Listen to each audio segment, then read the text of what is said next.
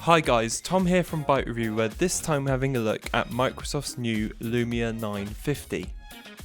It's fair to say this thing is no slouch in terms of specs. We're rocking a Snapdragon 808 hexa-core processor, 32GB of onboard storage, a 3000 mAh battery, 3GB of RAM, a 2K AMOLED screen, a 20 megapixel camera and a 5 megapixel front facer. Looking at the build and design, and meh is almost the best way to describe the look of this phone. Sure, it's smooth and functional and doesn't offend me in any way, but this is supposed to be a flagship Lumia and it feels like a mid-ranger at best. The back, for lack of a better word, is kind of squishy, and the entire shell reminds me of a Galaxy S3. Now I'm not trying to say this is awful because it really is fine. However, if you put it up to the amazing builds we've seen from 2015, then it doesn't stand quite as close, which is a shame. The older Lumia 1020 had a wonderfully finished body, and so did the 1520. They were plastic as well, but man did they look and feel better. On a flagship like this, should there really be an excuse? Now, I understand the design has been based around flexibility, so it's really welcome to see a microSD card slot and a removable battery. Microsoft have also future-proofed itself with a USB Type-C connector too, which is great. A new feature for any phone is also present in the form of Windows Hello, which uses an iris scanner to unlock your phone. It works really well most of the time and it's surprisingly quick too.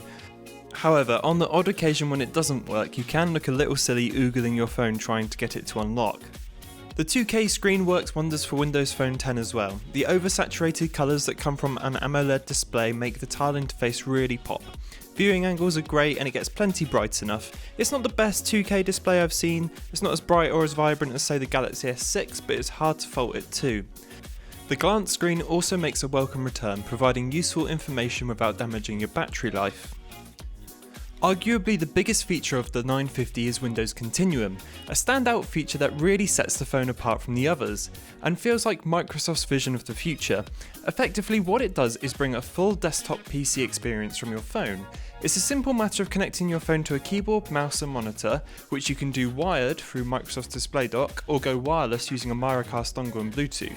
Once this is done, your phone adapts itself to the big screen, offering a full Windows 10 desktop experience we're all used to. Now it is worth noting that only a few apps work with Continuum at the moment, the best examples being Microsoft's own Office apps, which run so well in Continuum it's almost difficult to tell them apart from the normal desktop version.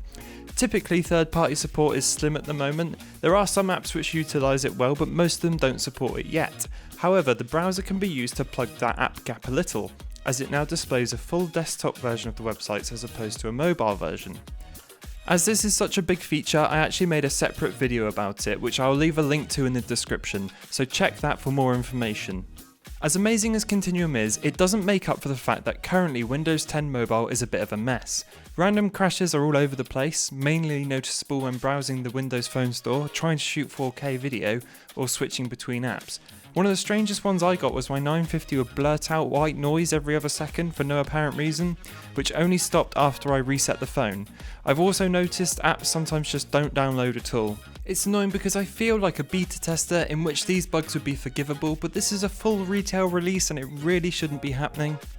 Day-to-day use of the phone can feel slow at times as well. And again, I put this down to software. The 808 chip coupled with the 3GB of RAM is powerful enough to do anything, but you still see significant loading times in apps. Take the Candy Crush loading time for example. An Android phone loads it up pretty quick, but our Windows 10 phone seems to take forever. I know that's not a totally fair comparison, but the load time difference is just mental. The app gap issue is still here as well, but if you're willing to buy a Windows phone, then you're willing to deal with the app gap, and that's as much as I'll talk about it. Cortana is here too and is better than ever. Asking for directions, setting reminders or simply asking for the weather are easy and it integrates well into the system as a whole. Moving on to the camera, and I'm happy to say in one word, delicious. It really is very good. Flagship Lumias always pride themselves on a decent camera, and the OIS enabled 20 megapixel sensor on the 950 lives up to the name. It's not quite as fast as others, but nearly every time I get a fantastic result. In true Lumia fashion, you get a full manual suite of options if you enjoy taking more control over your photos, which also includes an option to shoot in RAW. However, the standout feature for me was the rich capture mode. which is an excellent way of capturing a low light image. It lets you shoot a photo with the flash on and then decide after you've taken the shot how much flash you'd like in the photo. It worked very well every time I used it and even gave me a good photo in a near pitch black situation. Video quality is great at 1080, however recording in 4K seems to be very hit and miss. This is where the random shutouts seem to happen the most. Battery life is decent and will get you through an entire day with no issues. The USB Type-C connector also gives us access to quick charging, which is great if you're in a pinch, and wireless charging also makes its way into the mix, which I personally really like.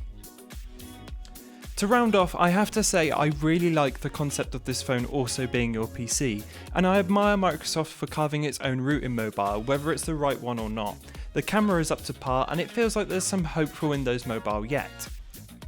On the downside, please release finished software, Microsoft. The app gap is obviously still there and the design is a bit dull. Thanks for sticking around to the end, and if you've enjoyed this review, pop it a like and subscribe if you want to see more. I'll be seeing you very soon.